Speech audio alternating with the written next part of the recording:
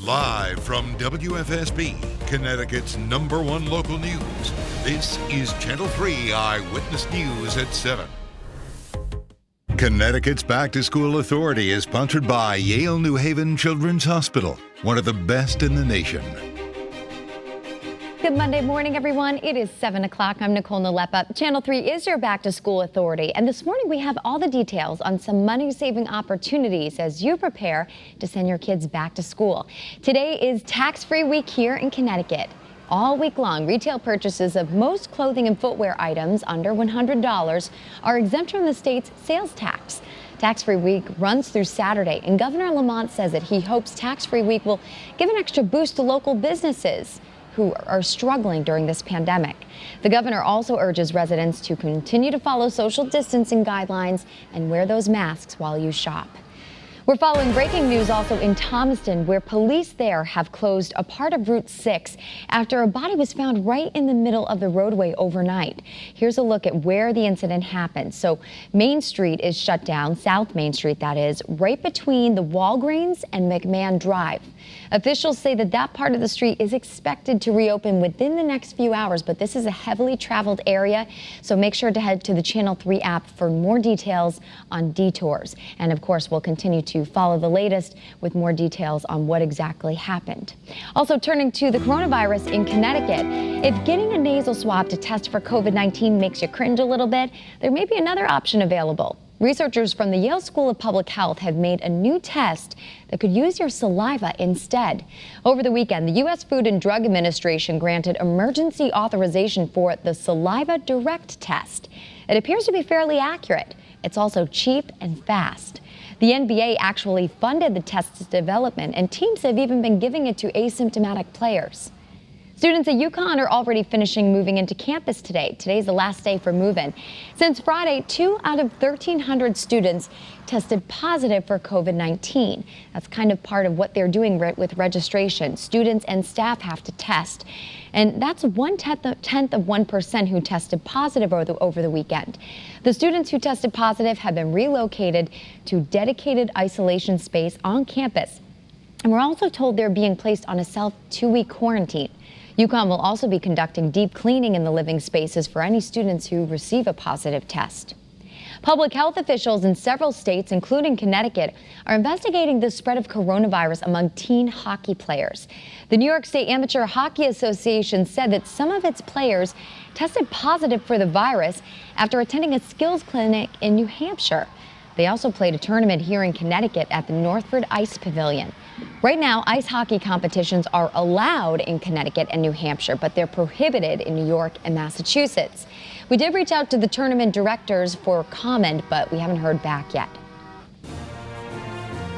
Turning now to Campaign 2020. The coronavirus outbreak has upended many aspects of American life, including time-honored traditions like political conventions. The Democratic National Convention will get underway today, but it's of course going to feel a lot different and look a lot different too. Channel 3's Skylar Henry has the very latest. The 4-night Democratic National Convention gets underway this evening. Originally set to begin July 13th, it was delayed more than a month while organizers devised a safe and socially distant format. We gave the guidance to speakers not to travel. It was out of an abundance of caution and listening to health experts as we have over the last couple of months. Rather than bring thousands of delegates to Milwaukee, the DNC opted to hold a smaller and mostly virtual event. Speeches will be much shorter than usual, 2 minutes instead of 10, and they'll be mixed in with videos highlighting the convention's various themes.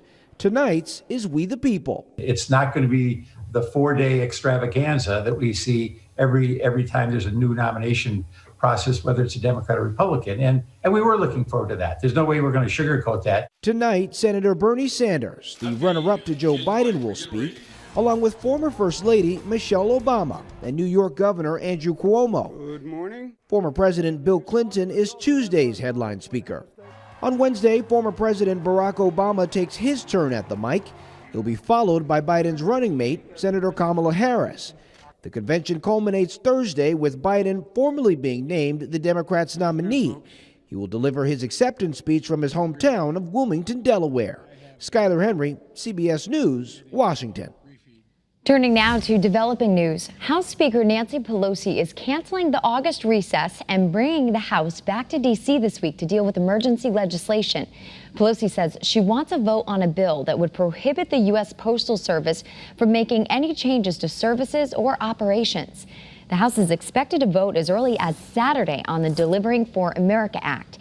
It's an unprecedented move to be in session at any time during one of the political party's conventions. Senator Chuck Schumer also called for Postmaster General Louis DeJoy and Chairman of the Postal Service Board of Governors Robert Duncan to testify.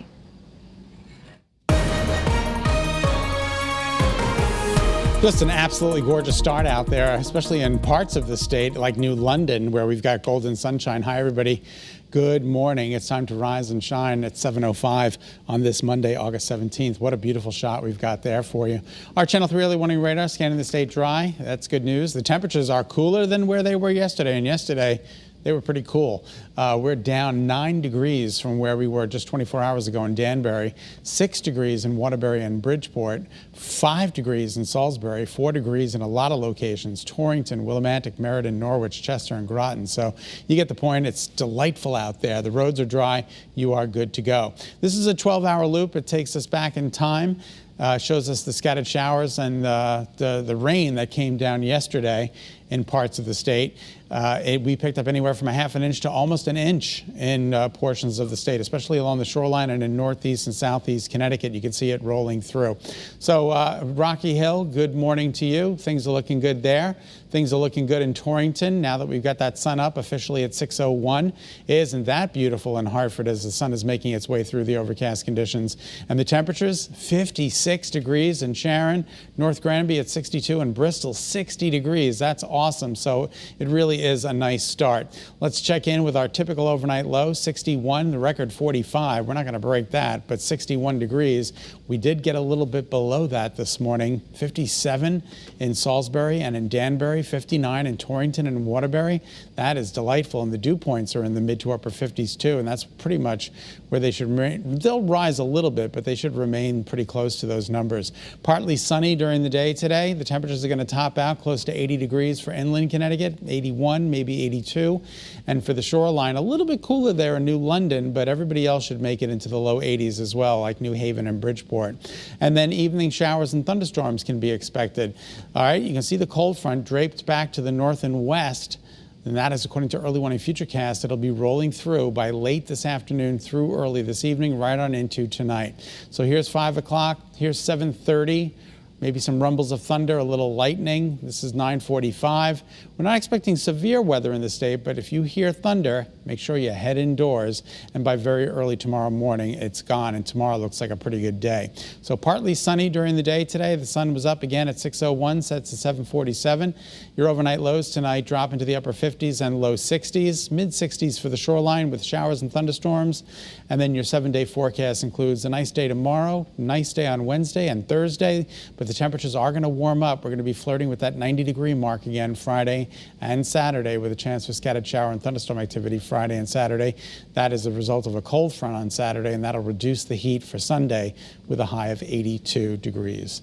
That's a check of your early warning forecast. I'm meteorologist Scot Haney in the Early Warning Forecast Center. In the meantime, Nicole, we'll send it back to you. All right, thanks, Scott. Thank you so much for tuning in to Eyewitness News on this Monday morning. Remember, you can get those news and weather updates anytime right on the Channel 3 app. Have a great day, everyone.